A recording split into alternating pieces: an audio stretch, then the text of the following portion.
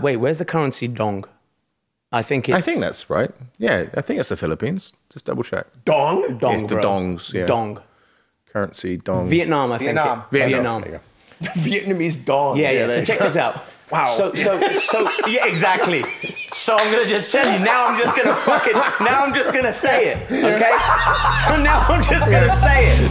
Jay Sean's Basement Banter. Lads, we've done a few of these. I'm loving it. I'm loving it. I've got to be honest. Crushing, because now we have a Hollywood actor. We do. Just that quickly. Yeah. Do you know what I mean? We pivoted. We leveled up. We leveled up. Not just any Hollywood actor, Not just- like the pinnacle. Do you know what I mean? Of success. That's it. It's the end. 100%. It's the fucking end of this now, series. Exactly. I mean, 100%. I don't know how we go from here. Ending it on a bang. Yeah. We got fucking Jonathon Sadowski in the house. Good to be here, guys. Dude.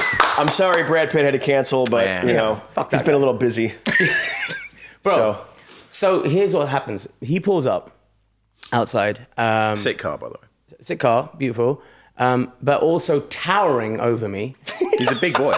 Okay? And I'm used to you towering I know, over me. I know. I've had years to get over But that. he's hench. He's And he's wound hench. up. Yeah. So now all of a sudden, like, Hench. hench as in like fucking jacked. Is that Like a henchman. We say a London in term? Oh, England, hench. hench. Okay. Hench. So not only that, tall, jacked. Quite attractive. I mean that, and the fact that he I just ain't gonna stop you guys. Fucking keep it coming. Right. Keep it coming. Already annoyed. I'm already annoyed.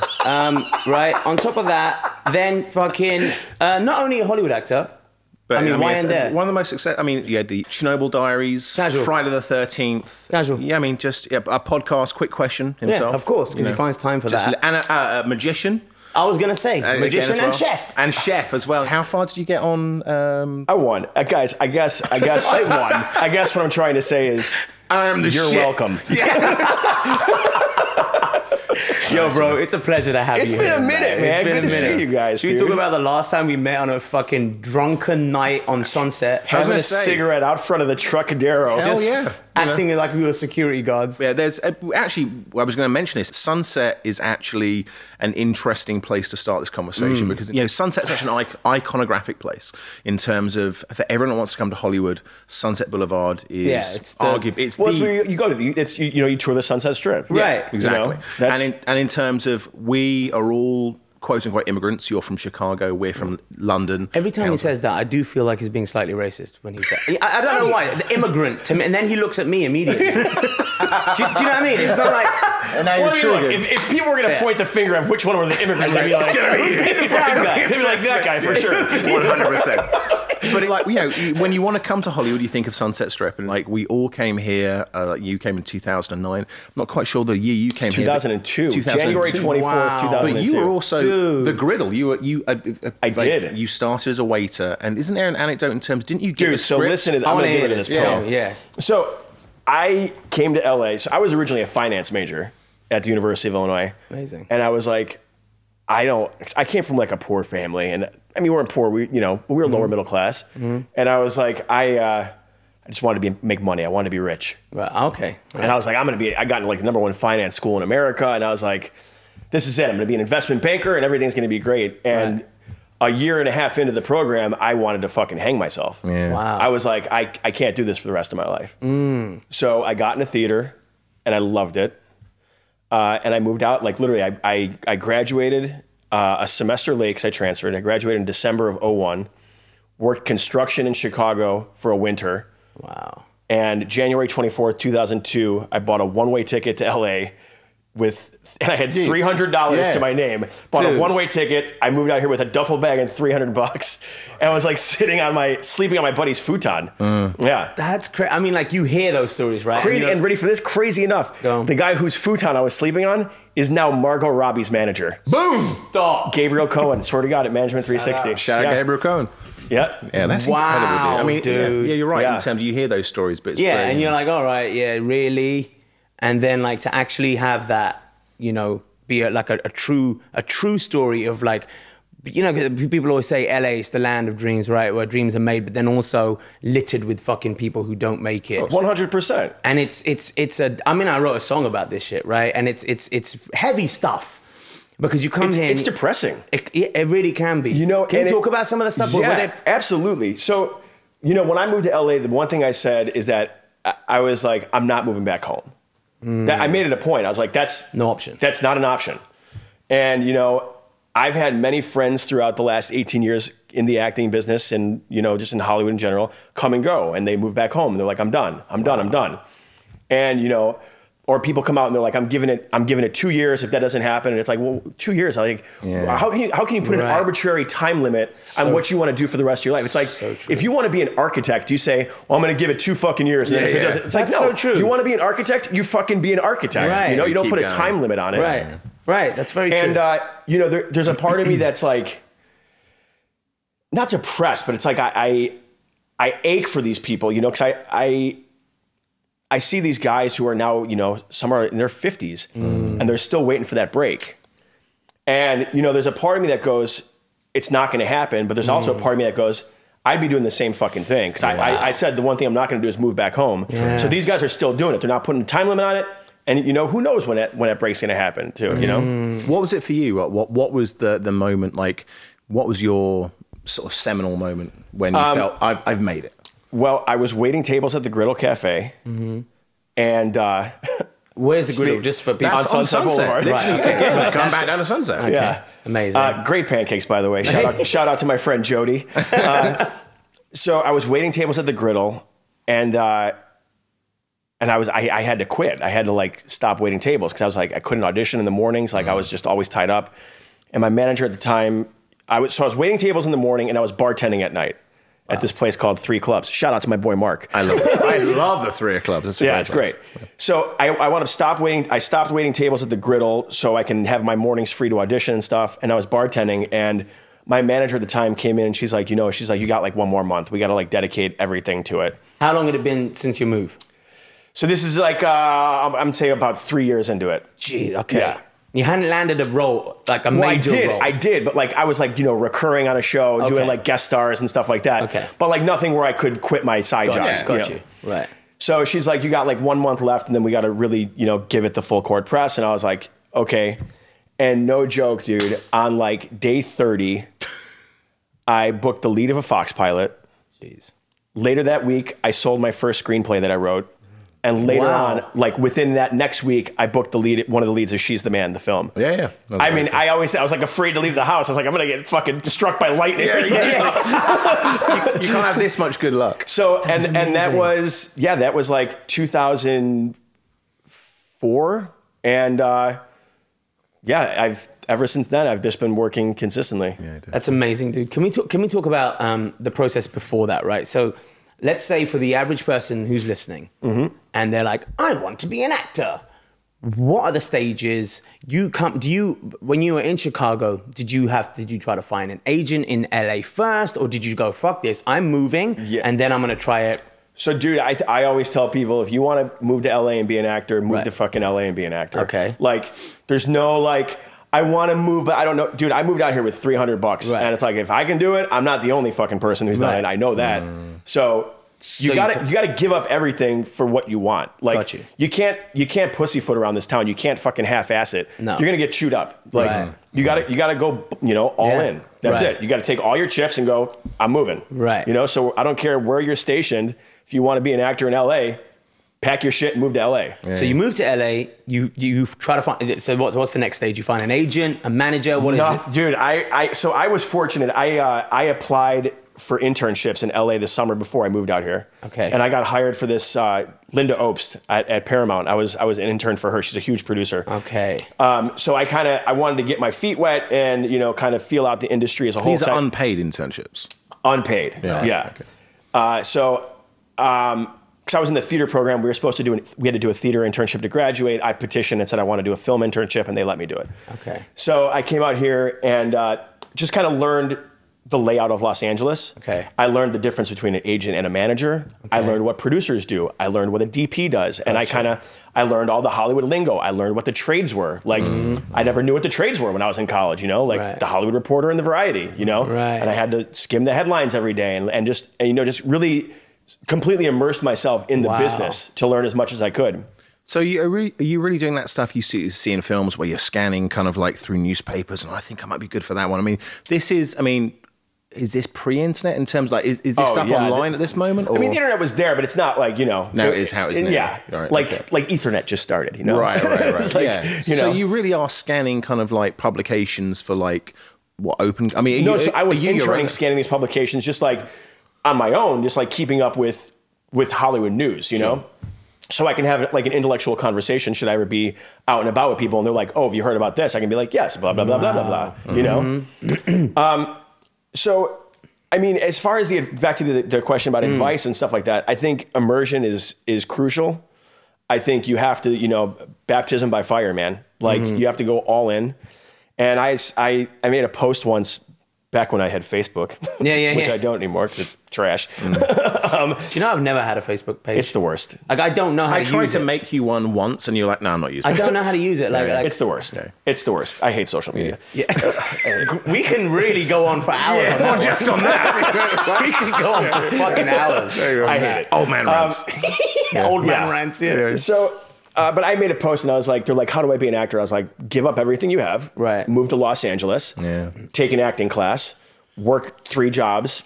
Take another acting class. Find a manager. Take another acting class. Audition, you know, for 3 years without booking, and everybody telling you no. Book a co-star 3 years later, a one-day co-star role, and then start all over again. And if you can see yourself doing this for the rest of your life, then you should be an actor. So let's talk about happiness, because this is something that I like to talk about in a lot of my podcasts, because like I said, kids and everyone looks at pop stars, actors, and they're the dream. You are living the fucking dream. And for them, they think that equals happiness, right? Let's talk about your happiness. Let's talk about the shifts in your happiness as you're going through the process of trying to get to your dream. Yeah, so all right, so you know what I compare this to? You said like all the kids these days, they look at these pop stars or these, you know, these cultural icons and stuff like that, and they're like, they're living the dream. But what these kids are seeing is the Instagram version. You know, they're seeing the fucking awards, and they're seeing the red carpets, and they're seeing the glitz and the glamour. They're not seeing the daily grind. They're not seeing the, you know, packing three outfit changes with you and changing your clothes in a fucking parking lot while you're auditioning for commercials and shit around town. You know, they're not seeing the 500 auditions you went on in the last 2 years and got told no for every one of them. They're seeing the yeses. You know, it's easy to say that's the dream when all you're seeing is the silver lining. Of course. You know? So you go in there, you give your fucking heart out in an audition, and you don't get a call back, or you don't get, your soul's a little bit distraught. 100%. Bit by bit, just chipping away at your fucking soul. How do you protect yourself from you're that? crap. You're not good enough. No, you're not tall enough. Well, you fucking are. Yeah, But, he is. do you know what I'm saying? Like, on the whole, it's all these things that you're not this, you're not that, you're not enough. I have gotten every excuse under the book, from he's not good looking enough to he's too good looking. Wow. He's not tall enough. He's too tall. Right. He's too short. Right. You want ethnic. Like, wow. Any excuse under the sun. But how do you protect yourself from that? Right. You can't give a fuck. Like, literally, when I first started out, I would get really torn, because, you know, you're looking to break the ice. You're looking for that first role you book. And then you book that and you're like, oh, the next one's going to be easier. It's like, and it's not. Bro, I was on a show for 5 years. Yeah. Wow. A TV show. 70-something And plus it's like, episodes. and I couldn't book a job after that. Like, after Young and Hungry, I was grinding. It was like a real struggle to book a job. Wow. And I'm like auditioning for guest stars. I was like, dude, I was the lead of a show for 5 seasons. So why do you think that was? Everything Typecast, changed. Dude, the only thing consistent with Hollywood is inconsistency.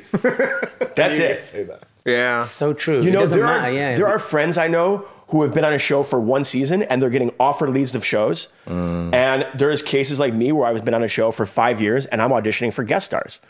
And look, like, that bruises your ego. 100%. In a hurry. 100%. But you realize, like, you can't have an ego in this business. You know, you have to let this shit brush off you. And it's, you know, like I was saying, when I first started, you're like looking for that first role, and every audition you got close to when it was a no, it hurts. It hurts real bad. So now, if I go into an appointment, if I go into an audition, I forget it I even went in. Like, literally. Gotcha. The minute I walk out of the room, I'm like, I forget it even happened. Gotcha. If they call me and tell me I got it, great. But now I'm not like on the hook waiting, you know? Right. And you're also not waiting tables anymore. So if you are that person who spent 4 years, 5 years waiting tables, driving Ubers, doing all this stuff, and you know you're a great actor, you know you're good looking, all of that stuff, and you still have got, let's say, 100, 200 rejections. How do you stop yourself from fucking hitting the bottle, from taking whatever it is, the depression? How do you stop yourself? Man. It is super hard, and I have been in some fucking dark places. So I want to know about that, if you're okay to talk about that, because I want to know there's a lot of people out there who don't know how to deal with anxiety, depression. Look, and it's not even anxiety. Like mine comes more from like I said, it's very ego driven. It's very anger based. Gotcha. Right. Yeah. And it's like, why me? Why? Right. But and it's like comparing yourself to other people, which you can't do. Right. You know, like everybody's on their own trajectory. So I can't say, well, he's doing this and I'm not. Like, well, that's his. That's Did you his ever shit. used to watch shows and be like, really, this fucking guy gets the Or really? something you were up for, and then, like, you're like, You know, and here's the thing, man. One of the best things that I'm going through right now is I'm producing a feature film for a big streaming platform. congrats, Awesome. man. Thank you. And right now we're in the middle of the casting process.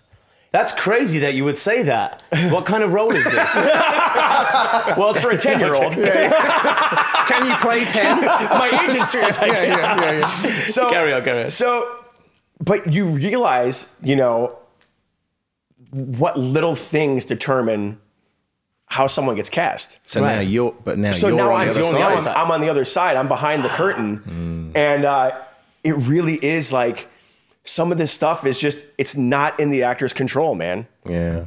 What is it? Is it down to their? Is it still down to their ability to act, or is it really The vibe you get when Dude, they I'll walk tell through you, the it is, well, definitely, like, you have to have an ability to act, otherwise you're not going to be considered for the role. Right. But it's, you know, which person do we cast first? We cast the kid first. We cast the parents first. If we cast the parents first, we have to find a kid that kind of looks like the parents. Then once we cast the kid, the person to play the adult version of that kid, we have to now it narrows down which adults we can go for based on the kid. So there's like so many different variables that, like, you know, you can't take it personally. Okay, that's a really nice list. That's a very important thing that you just said. I think because a lot of people internalize, I'm not good enough, I'm not good looking enough, I'm not this enough, I'm not a good actor. But when you hear that, no, it's what the casting director's looking for, that can kind of put things into perspective. It's not you. It's in terms of it might literally Dude, there's be down stuff. to, It's like, you know, when you're shooting in like Vancouver or Toronto or Montreal, you know, it's like, and you're $1 million over budget, and it's like, you know, we have these 2 roles to cast. Are you going to cast an American actor, or are we going to cast a local hire that shaves our budget? So you go with the actor who's from Canada, you know, and it's like, it's little things like that people have no idea what goes on behind the scenes. That it's like, that's why, like, actors can't take it personally. You know, interesting thing about as well, I know from being friends with you for a number of years and also just following you online, you do a lot of charity stalking, work, if you will. Yeah, stalking. Well, I stalk you, but also, you know, I've seen you. You cook at the LA Mission with Michael Voltaggio. You have also donated your time to. There's is it like a Make-A-Wish Foundation? The Children's Tumor Foundation. Exactly. So is that like how you then kind of like? To me, it's about finding joy, like in terms of like you've got the stress of being an actor and like, fuck, I didn't get this fucking thing, I'm angry. Is that the release? Is that the outlet of like bringing some light? I don't know if it's, I mean, for me, it's just always been a part of my life. Like, coming from a background where I didn't have much, I've always leaned towards, you know, giving back. Yeah, and helping people who need help. Right. So, and I think, you know, when people are garnering some success in acting or pop culture, whatever, I think it's important to utilize your platform to, you know, to raise awareness for the less fortunate, which I wouldn't say it's not really an outlet. I think it comes with the territory. I think it's more of like, I think it's my responsibility to do so. Right. That's really nice, because you know, you do see a lot of these actors, and the truth is, like, agent would be, or the manager would be like, right, we need a charity. You should probably do this, yeah. We need a charity for you to be associated with, so some type of philanthropy. Just pick one, cancer research, blah, blah. Right. Yeah. And that to me is horrible. Yeah. But when you really care, it's really nice, because you see, like, a lot of the, you know, Leonardo DiCaprio, Matt Damon, all these guys are always talking about, because it becomes more than the acting then. You're like, okay, I do this. This is what I do. Yeah, I'm famous. Yeah, I'm an actor. Cool. How can I actually really make a difference, right? What can I do that really makes a difference? But you really with get your involved. platform? I mean, in terms of like the girl that you're friends with, like you took her, like you're going to. Oh like, yeah, Let's talk about that. Yeah, so when I was shooting Young and Hungry, this young girl who was, I think, 13 at the time, maybe 14 at the time, she sent me. I always read my DMs on Instagram.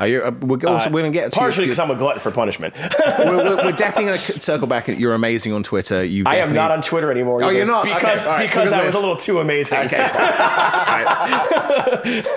fine. So this girl reaches out to me, and she's from like just outside of Chicago. So I immediately have this whole connection with her. And she's 14 years old, and has stage 4 cancer.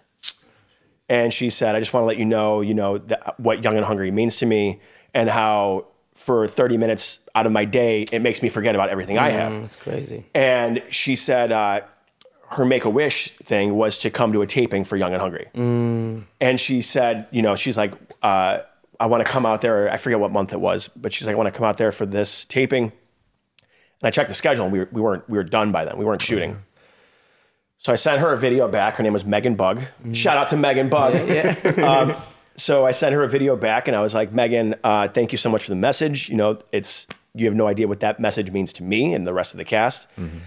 And I said, unfortunately, we can't fulfill your Make-A-Wish because we are not going to be shooting then. So I'm very sorry. And then I ended the video, and I sent her another video after that, which is why I'm going to fly you and your family out to come to a taping while we're still shooting. Wow. Nice. So, well, there you go. Yeah, there she is. Oh, there's Megan. Yeah. Oh, God bless, man. So that was the first time we met. That was, yeah. Wow. So flew her out to California. And that's lovely. Yeah. And we, this is like, it's so, emotional we're still friends to this day. I mean, she was just in LA. I was in the hospital with her. She had to have emergency surgery and dude. But we, Kent and Kenzie and Dev and Megan. And I gave him a tour of LA, and then when I actually brought him onto set, I had the hair and makeup team give the ladies makeovers. Oh, awesome. Nice. Yeah. Dude, that's so nice. Yeah. This is the shit that I care about. Yeah. Honest to God, it really is. Like, and it sounds cliche or whatever, but like, fuck, like, when we get to our level, bro, we're just lucky. We're blessed. We're lucky. 100%. We're fortunate. All the stars have aligned and all that good stuff. How can you really, like, just that one picture of the family all just pure cheesing. Yeah. It's real smiles. It's real happiness in that picture. And you did that for them. Yeah, man.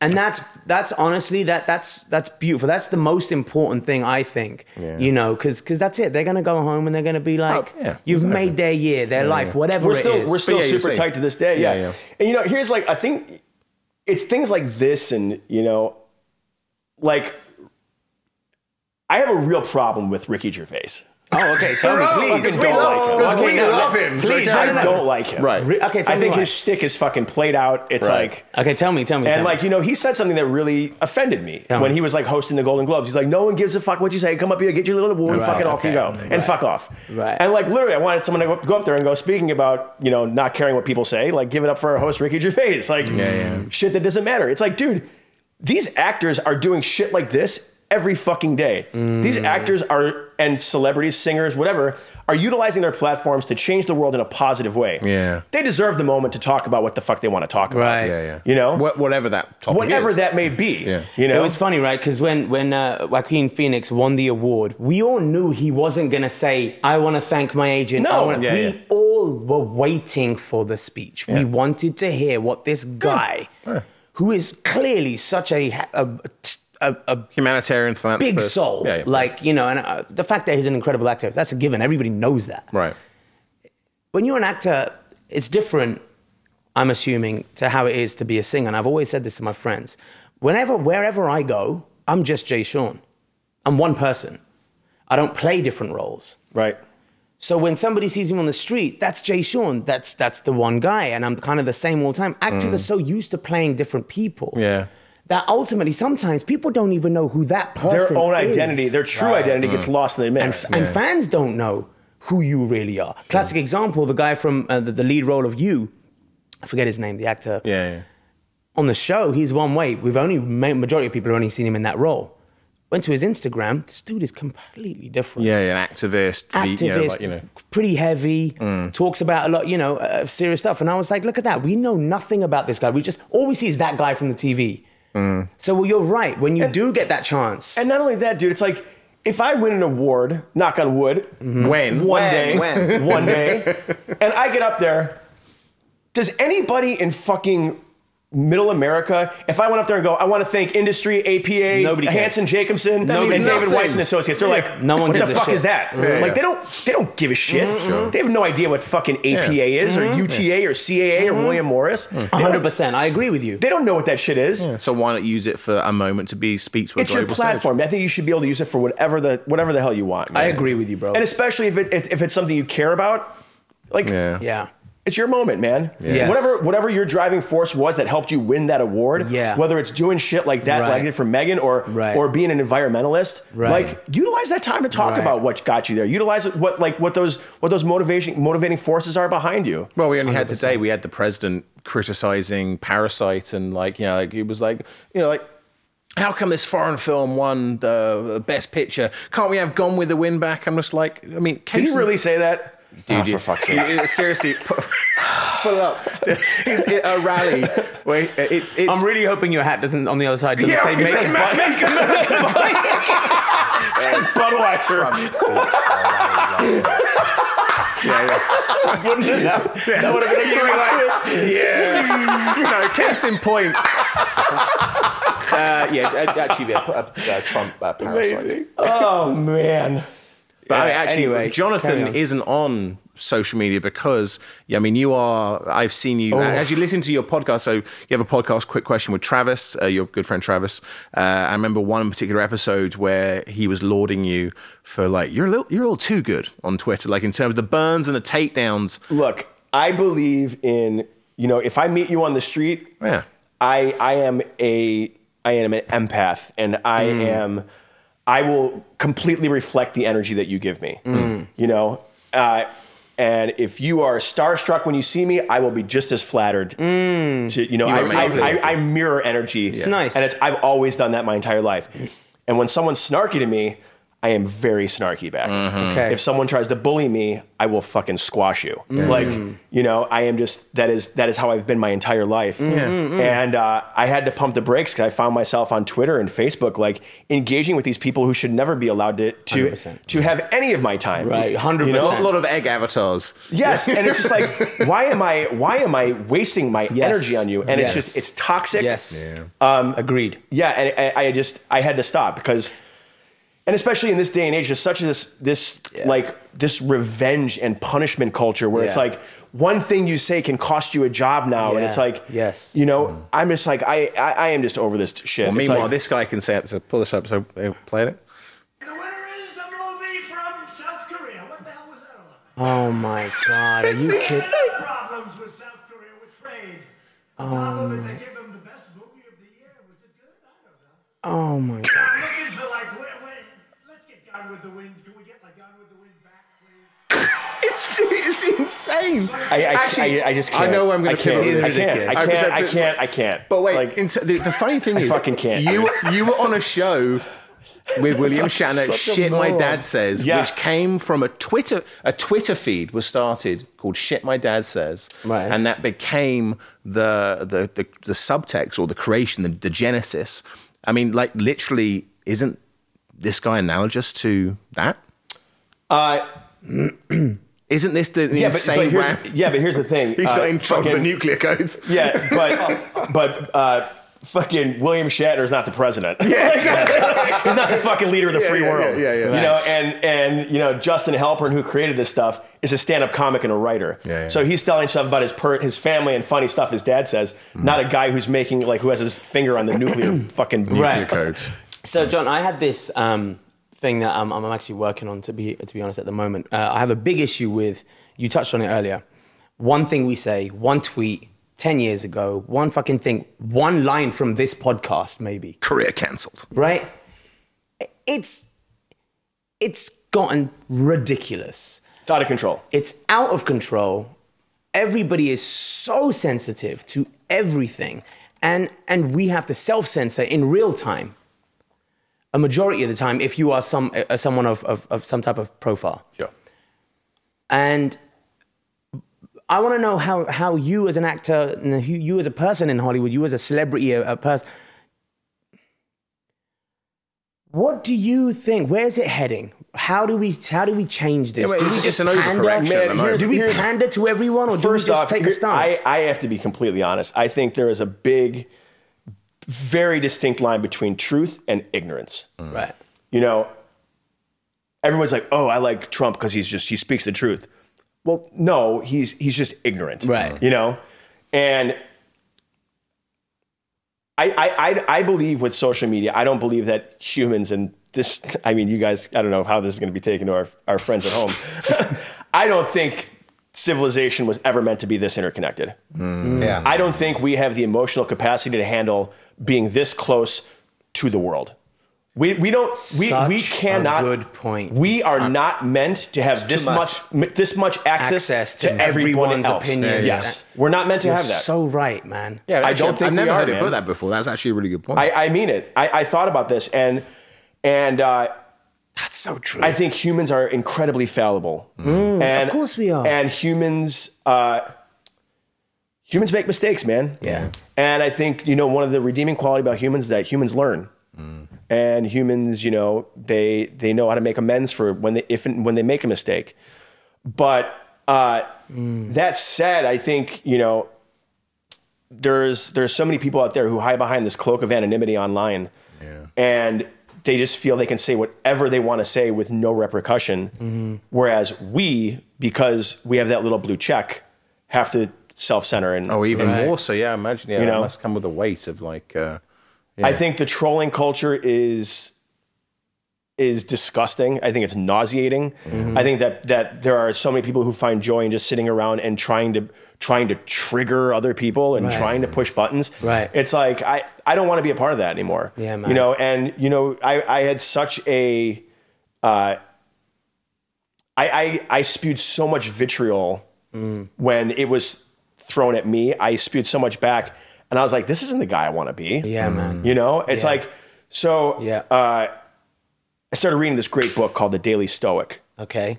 where every day it takes old quotes from like Epictetus and Seneca and, you know, ancient Greece, and they translate it into modern day. And then they kind of tell you how to apply these old phrases in your daily routine. And there's one meditation a day. It's like one page thing each day.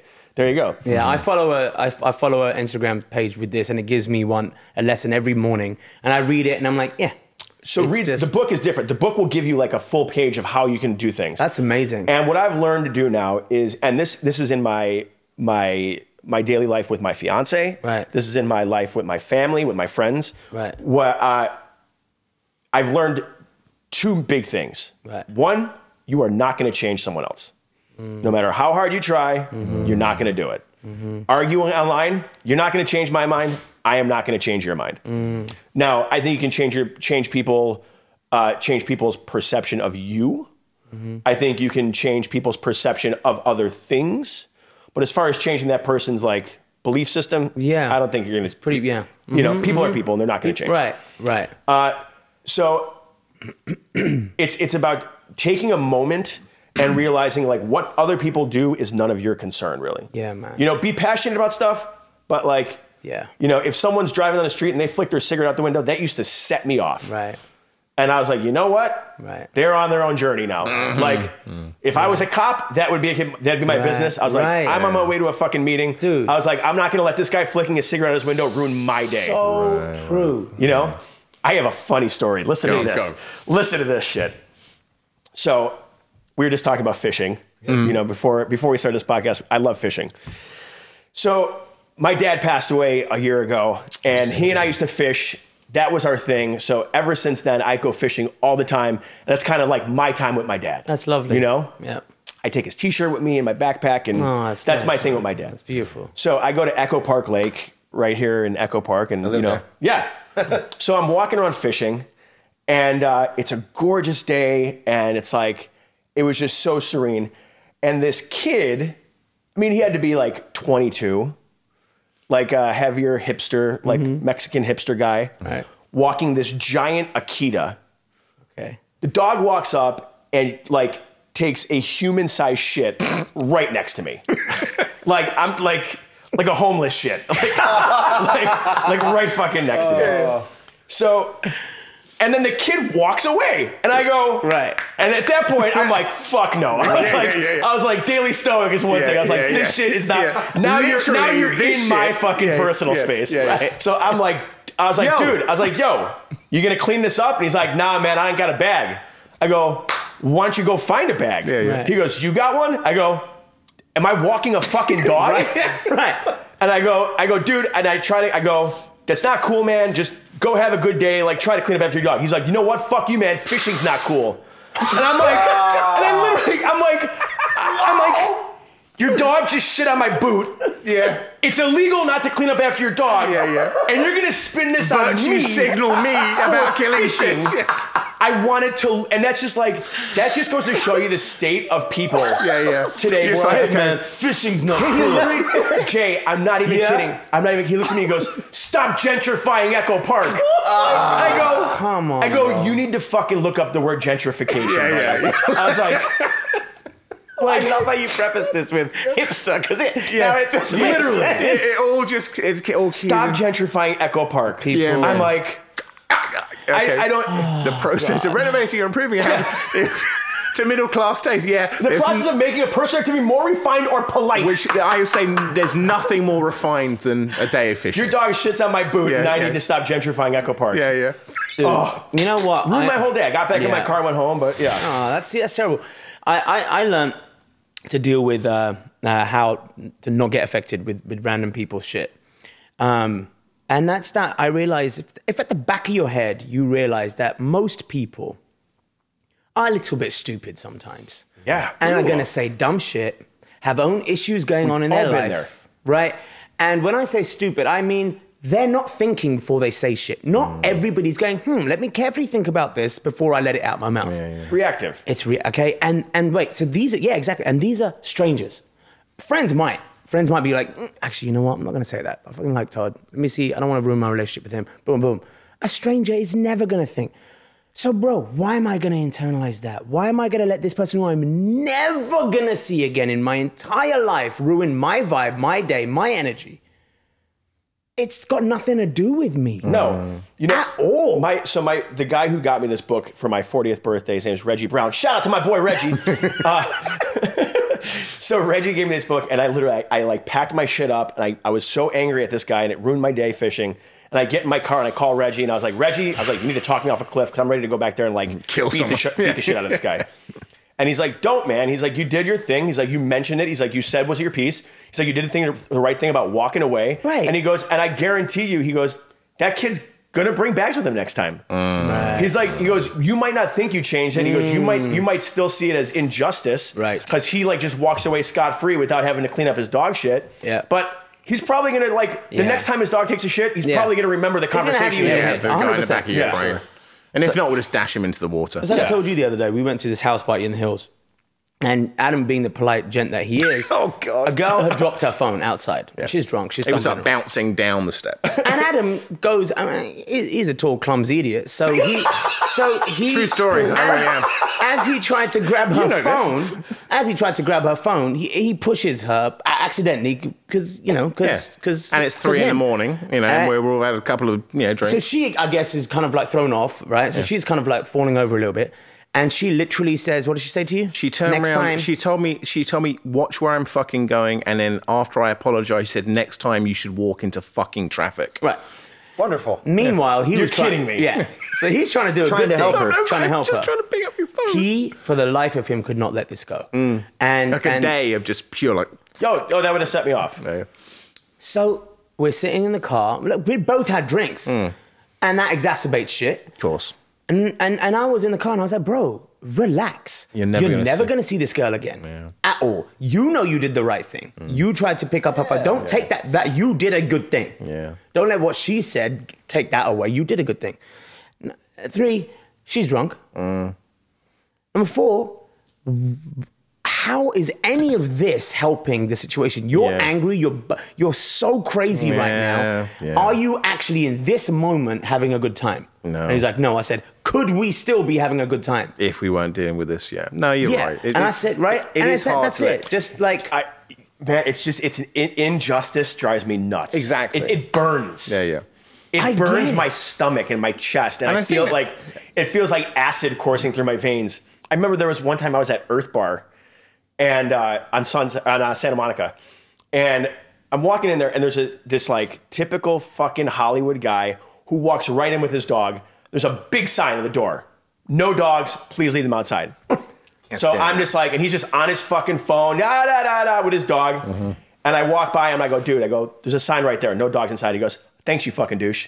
And I was like, what did you say? Right. And I put my juice in my car and grabbed this guy by his fucking throat. Wow. And I'm like, you know what? I was like, I'm gonna let it go. I was like, this is a career ender. Right. If I strangle this TV fucking star guy, beats if I man knock to this death in Earth if I Cafe. knock this guy's teeth out, I'm the one who You're on loses everything. TMZ that Exactly. night. Yeah.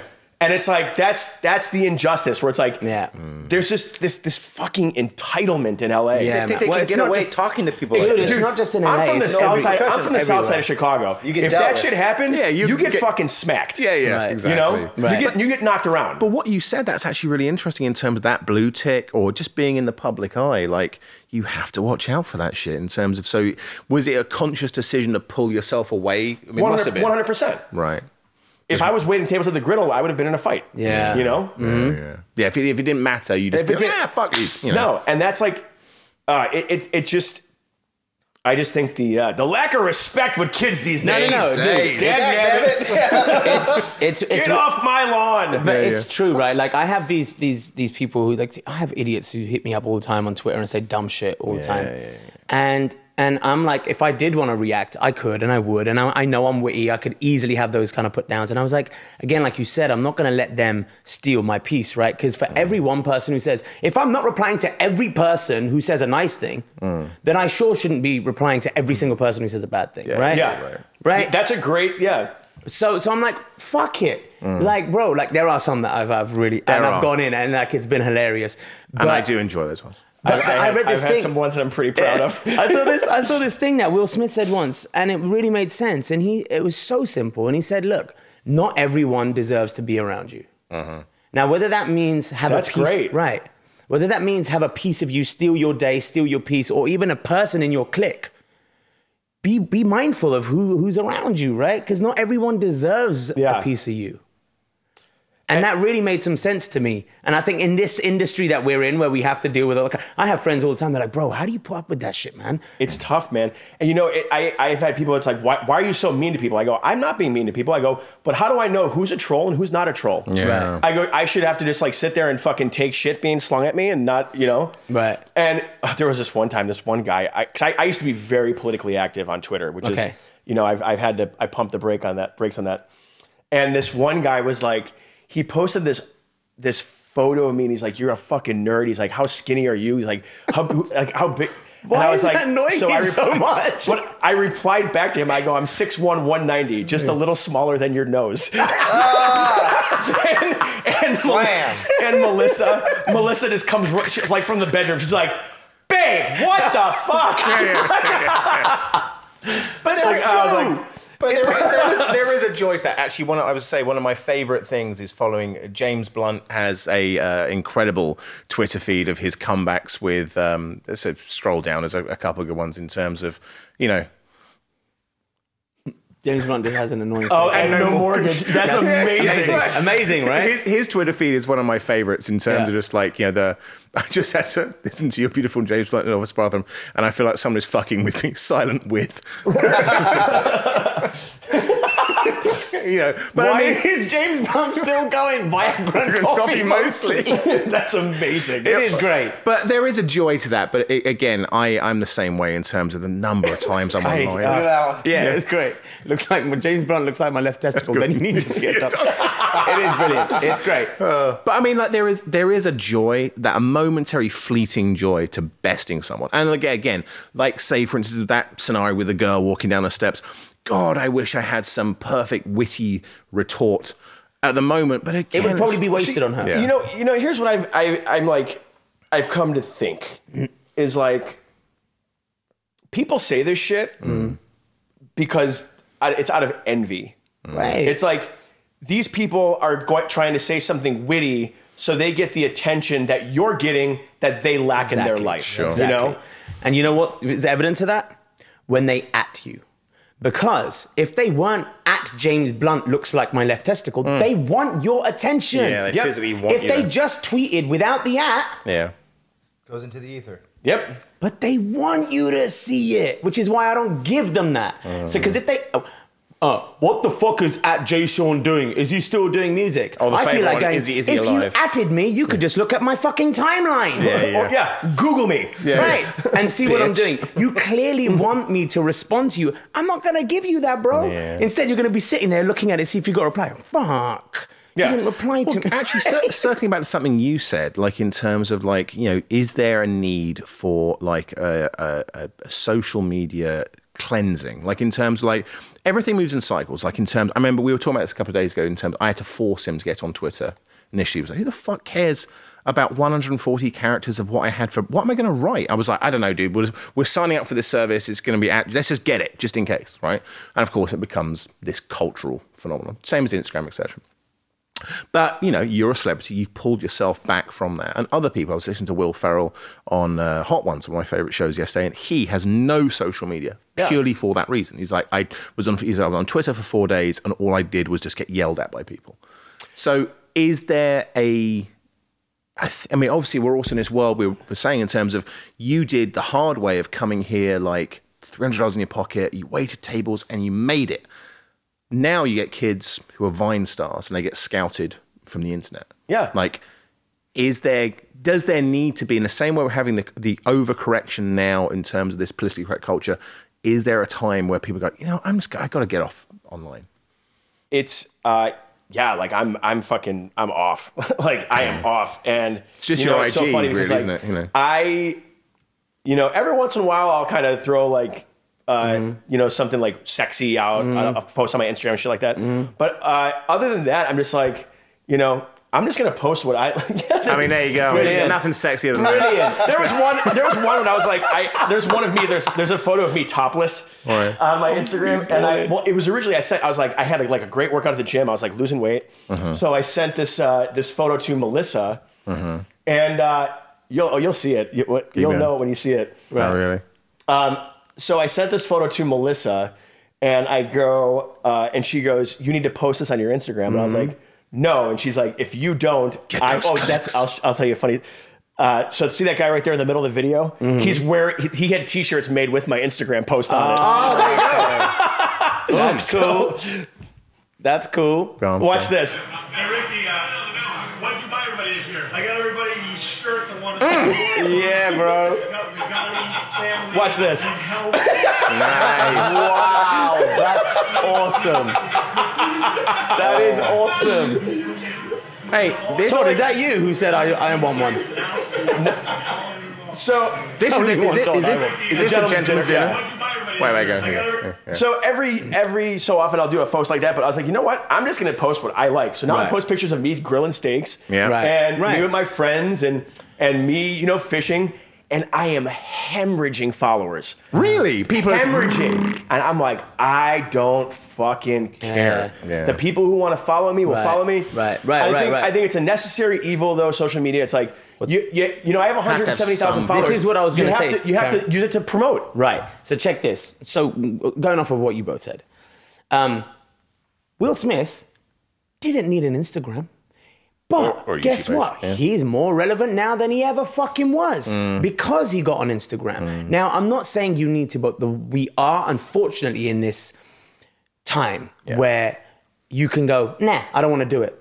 And then guess what? Also, if you want to stay relevant, you kind of need to be on this platform where that's where they're all interacting. Yeah. I have friends, bro, who will only have text conversations with me on direct message on hate it. Instagram. Yeah, I get I'm it. like, Yeah. you have my number, bro. I know. Why are we doing this on Just Instagram? text me. Why are we DMing? Yeah. But that's where their whole interaction shit is right Yeah, now. That's yeah. where they spend most of their time. Yeah. So it is a necessary evil, like you said. It's kind of like, and I fight it. I'm so shit at posting. My last post is like 2 weeks ago because I just don't give a fuck. What am I gonna do? Hey guys, in the studio. Well, yeah, bro. That's where the fucking it's like what I often look back and I go, what's the point of all of it? What's the point of me fucking posting a picture of me grilling a steak? Right. Or me posting a picture of me holding a fish. Right. You know? Right. And it's like, it's like, you know, it's like pulling the curtain back a little bit and letting people see into your life. Right. Which I don't know if I really want that. Yeah. Well, the only value we talked about a couple of days ago with another guest, Melanie Fiona, we were saying possibly the only value in years to come is in terms of like when you're, you know, you and Melissa are in your wheelchairs and stuff, and you go, hey, check out Granddad's Instagram feed. Like that's his look at his abs. I mean, he was the shit back then. But in terms of like, it's kind of nice to have it documented. Yeah, because I don't. Otherwise, if I didn't put anything on social media, IG myself personally, I just wouldn't. I mean, I've got it on my phone. I know as soon as I trade this in, I'm not going to transfer all this shit. I mean, there was my buddy. Do you know Andy Kozel? No. I think it was Kozel. He's a stand-up comic. Shout out to my boy Andy. I'm so gonna do just like a exactly. shout. So he, I think it was him. He's like, do you realize how weird it would be, like before the days of like cell phones and shit like that, if someone like took a picture of their lunch? Oh yeah, made like 1,000 copies and mailed it to each one of their fucking friends. That's literally what I'm doing. It's like, look at my steak. Person. Yeah. Like, so true. And not even just to my friends. To people you've never met. Yeah, everyone in the world. It's like, here's my burger. Hey guys, I just want, just in case you're wondering what I have. I don't give a fuck, bro. I forget what stand-up comedian was. It was another one in England who said the same thing. It was like, when you broke up with a girl years ago, you didn't get like, you know, like, hey, postman, I've got a box of all the shit that she's been up to, all the exciting stuff. Do you want to look through it? No? Yeah, okay, exactly. cool. Like, it's true. It's true, right? But it's just there, like, just scrolling through this stuff. But I mean, it is a good document. In years to come, you know, it is a nice thing to have. But yeah, at its worst, I think it's a great document. Yeah. And see, cause I'm like going against my people here. Yeah. It's a great system of documenting people's lives, but it's completely different when you're in the public eye. Yeah, exactly. That's what I mean. In terms of when you're a public entity, and it's even like, dude, I went back and like deleted every one of my political posts on Instagram. See, it's insane. I had to, and it's like I was like, am I really doing? I'm like scrolling back like 5 years and deleting posts I made. It's like, I don't want to be associated with that shit anymore. Because it's just of the fear of repercussion, you know? Yeah. I think, you know, the main point is with that, is there any malice behind it, right? So even if it's a joke, is there true malice behind the joke? I had this thing the other day, I think it's different then, because then you're like, you're meaning to offend. If you don't, and you're not trying to actually offend, classic example, I'm Indian. I do Indian accents all the time. I do accents all the time. Wherever I am, to tell a story, I use accents. Yeah. It puts you in the place. If something happened in China and I was ordering something from a Chinese waiter, I'm probably going to do his accent to make you feel like you were there. Yeah. It's a funnier story. 100%. If I was like, so then I said to the guy, I was like, yo, can I get chicken wings? And he went, yeah, cool, man. Do you want any? You've lost me already. Yeah. I'm not in that place. Like Russell Peters when he tells exactly. And it's not because I'm trying to offend. Yeah, shout out Russell Peters. It's not like I'm trying to offend anyone. I'm literally telling a story. And by the way, I was in the Philippines or wherever I was. Wait, where's the currency dong? I think that's right. Yeah, I think it's the Philippines. Just double check. Dong? It's the dongs, yeah. Dong. Currency dong. Vietnam, I think. Vietnam. Vietnamese dong. Yeah. So check this out. Wow. So yeah, exactly. So I'm gonna just tell you now. I'm just gonna say it. Okay. So now I'm just gonna say it because I don't give a fuck. I don't know how you'd resist. So I'm there, and just the same way you laughed, and we're so immature because we're grown men and we go dong and we're like, that means penis. Yeah. So I was at the airport, and I was a little bit bored, trying to catch my flight, and half the time I do this shit just for my own amusement. 100%. I make myself laugh, just buy something, kill time. So I went over, I picked up this bottle of cologne, and I went over to the woman. I go, hello. I was like, how much is this? And she goes, oh, that 300 dong. I went, okay, so will you you'll just take my dong? And she went, yeah, sir, I take the dong. I went, you're going to take all my dong? She goes, no, only 300. I went, okay, but so if I gave you my full, half a dong, half my dong, you take it. Dong. No, I need full dong. Right? So now I'm just going. I was like, all right, what about your friend? Would you take my dong? You both take my dong. I take dong, she'll take dong. We all take your dong. So I'm just going. I'm going. That's hilarious. And I'm just seeing how much I can keep going, and I'm cracking up. And I wanted to have like my mate film it and go, oh, dude, this would be fucking hilarious. And I was like, I'm gonna offend him. Yeah, who else? Who else around, apart from this, even just admitting this now, is well, that's really offensive. I mean, probably slightly less offensive you doing it than me doing it. Yeah, it'd be one thing if you were like making a story up and mocking them or whatever. But this is a true story. Yeah, like, I think it's fucking hilarious. No, I think it's, of course it's hilarious. And I wasn't being evil. I was having a laugh with them, and even afterwards, I went, "Oh, thank you so much." You know, I was being sweet. I wasn't trying to be malicious. Did you actually buy the cologne? I bought the cologne. There you go. It's great. and so like Calvin Klein. Comes in a dick-shaped glass. Exactly. Comes in a glass dick. Oh God! Yeah, that's right. Yes. Atomizer. Dick atomizer. dong sprayed on your face. Oh God! Yes, it markets itself really. It does. You know. But I found it hilarious, and I was like, man, like I should be able to share. We should be able to do that. But you could 5-10 years ago. Now, career over. But like anyway, so the point is, I think that spread, like the way that we all just had a good little chuckle there. Yeah. That does more for the world and ourselves, of course, and the way we feel than hiding it and putting up this. Don't say that. Don't say that. Don't say that. Because then everyone's on edge. Yeah. We just had a good little laugh there. Yeah. Nobody got hurt. I think social media provides this platform where people feel like because it's not in person, they don't have to have a filter. You know, because it's keyboard like, warriors. It's insane. I like last week. One of my boys, Hino. Shout out to my boy Hino. He's a brilliant boxing trainer. Right. And he made this post about his son. He was like holding his son. And now Hino and I have been friends for years.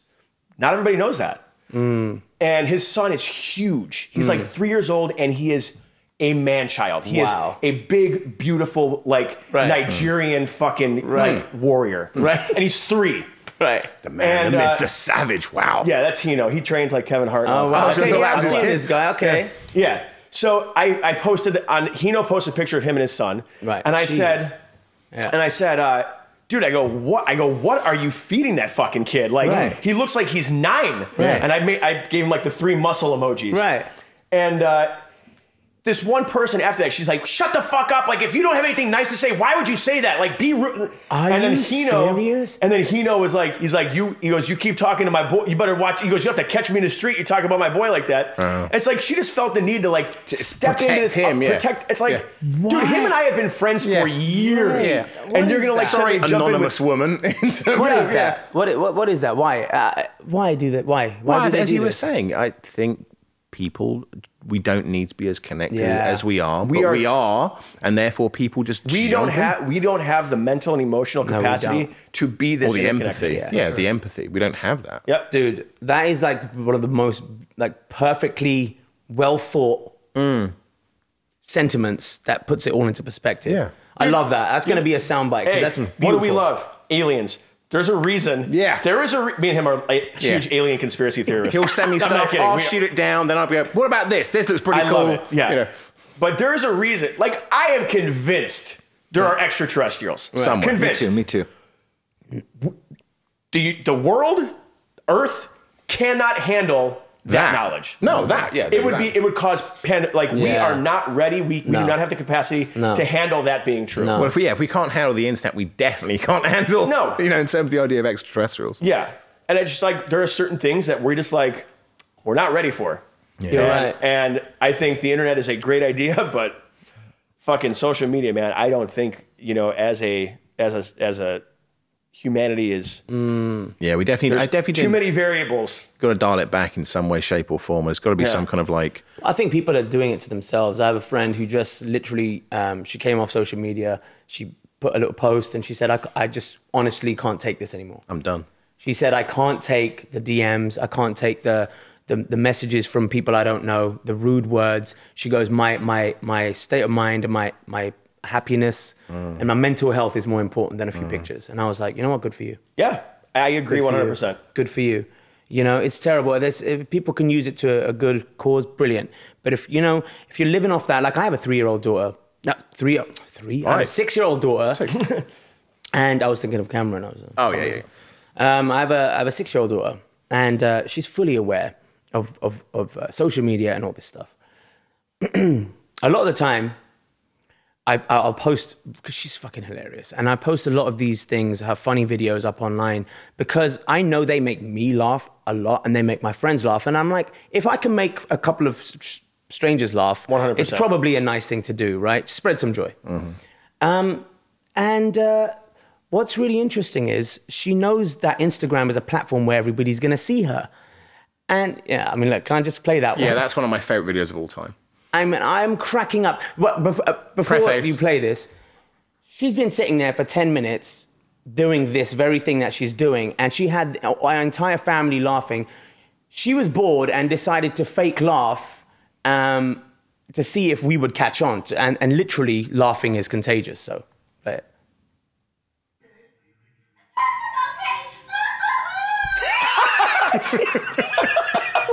Wait. Wait, how are you just making yourself laugh? Show me. Just a burp, yeah. Show me when you go out. Show me when you go out and make myself laugh. How do you do it? How do you make yourself laugh? Show me. How? See, that's what I mean. It's amazing. Amazing. It's beautiful. I love that one. It's just great. See, that's love where it. social media And is. that's what I try to use social media for. It's amazing. Is to spread a bit of joy, you know, make people laugh. You know, and I think that's beautiful. And so my daughter said to me, we were talking about Instagram and social media and stuff, and she goes, Dad, so like, did you put that on Instagram? And I was like, how did you know? She's like, because my gymnastics teacher told me she saw it. And I was like, wow, it's so interesting, right? So now what? I don't want her to get self-conscious and start doing things for Instagram. Do it for the gram. Oh my, right? Yeah. I have a niece, and I mean, my niece is, she will be 12 this year in August. Shout out to my niece. And, you know, there was I mean, this had to be like maybe 4 or 5 years ago. We went to this carnival in Malibu, and we went with one of her little friends. So, I mean, we're talking about like 6-year-old girls. Yeah. And we go on this ride, and they're like best friends. I take a photo with them too. And the friend goes, "Can I see it?" And I show them, and she goes, "Ugh, delete it." And I went, "You're 6." No, bro. I was like, no. Swear to God. It's She goes, horrible. "Ugh, delete it." It's horrible. I'm like, that's not okay. It's not okay that's by You're any supposed to be a means. kid. Yeah. By any means. You're a kid. Yeah, Yeah, man. you shouldn't You care know? about that shit. It's so worrying. The number of shit pictures I have from like age It's 1 the to best. 14, 15. Just like fucking chocolate on your face and like your hair is all one eye open. Like, My mum, I remember when I must have been like 13, 14, and my mum used to dress me and my brother matching. I had fucking, my jeans were Teenage Mutant Ninja Turtle jeans. Nice. And Baller. it didn't Yeah. matter, exactly. the fucking shells on the knees. Nice. Loved it. Yeah. We were just being kids. Yeah. I wasn't like, oh wait, no, these are fucking Versace, Gucci, I need all this Yeah. shit. The kids are nowadays like, I can't wear that. No, I can't put that up. They're not Balenciagas. I can't. And it's I'm not like, okay. come on, bro. Nope.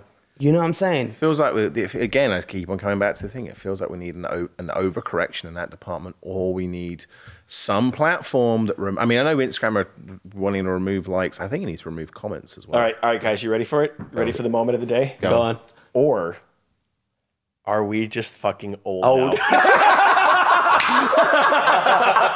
Yes, that's 100%. Listen, or no, it literally just happened. I was like, damn. Yeah. Because like when we were like, I remember when I was a kid, my dad was like, I don't like whatever I was into, like That's stupid. he's like, I don't fucking get it. He's like, yeah. like remember starter jackets? Yes. And like everybody was like, we'd always like go to the roller skating rink and like everybody be in their starter jackets. My dad's like, I don't fucking get these jackets. Whatever. And now it's like different. I was like, what's that fucking TikTok shit? I don't get it. Listen, I have been very wary of the fact that we could sound like old fucking ranting men. But I do think there's a lot of young people. But there are a lot of young people. This person I was talking about, she's 20 years old, the one who came off the gram. You know, there's a lot of young people who are feeling it too. And it doesn't matter because we've been through it all. And I think it's okay to talk about it. I think that they're feeling it too. Do you know what I'm saying? I think so too. But you're right. It's funny, right? There's stuff that my dad said to me as well. Like I was telling these guys when I bought a sports car and I put the fucking sound system and the big speaker. My dad's going, "What the fuck? I don't get it. What are you doing? You could just bought. You idiot." Yeah, you know, I think there's also a generation of parents who are telling their kids like everything they say is like they're special and everything they say is special, and like your opinion matters. Yeah. And here's what, your opinion does matter, but not to fucking everybody. No, yeah. You know, and there is a thing such as like social awareness and like reading the room, and like I think a lot of like these. I really hate using the term millennials, but like people in that age, they just feel like, oh, I should say this because this is how I feel. Yeah, it's like entitlement. It's like just speak read the my fucking truth, room, man. Like, no one gives a shit. Right. Like, if it's like, take a second and go, what is the outcome of me saying this? Why am I saying this? If it's just for you, don't fucking say it. Yeah. Right. You know? Yeah. I wanted to read you this thing, just I think before we wrap up. How long we got? How long do you have, more importantly? We have to wrap up pretty soon, but carry on. I wanted to read you this thing, right? There's this one comedian that I really love. Just sort of got into him. His name is Sebastian Maniscalco? Isn't it? Oh, I love him. Oh, yeah. He's so fun. What are you doing? Kids think everybody thinks their kid is special. Like, come over and say, do the face. Do the face. Oh, look at the face. That's special? I go to a family party with my dad. My dad be like, yeah, what that shit, what's wrong with him? If you got up and flew across the room, that's fucking special. That's special. You fly around the house. Make the face. What's wrong with people? I love it. My daughter does that as well. She knows. But this guy said, telling jokes to college students is like talking to Siri. It doesn't matter how you say it, it's probably going to be misinterpreted. Wow. And that's kind of it, right? He was saying this in an interview. And it's like, that's how on edge he feels making jokes. Yeah. Because it's like, I don't think you're fully reading it, but like maybe you're not, you know. And that's just how it is. It just, you know. It is, man. I fucking loved this. This was fun. This was a good one. Yeah, I really Thanks for coming loved, dude, we could fucking talk for hours. I know we could.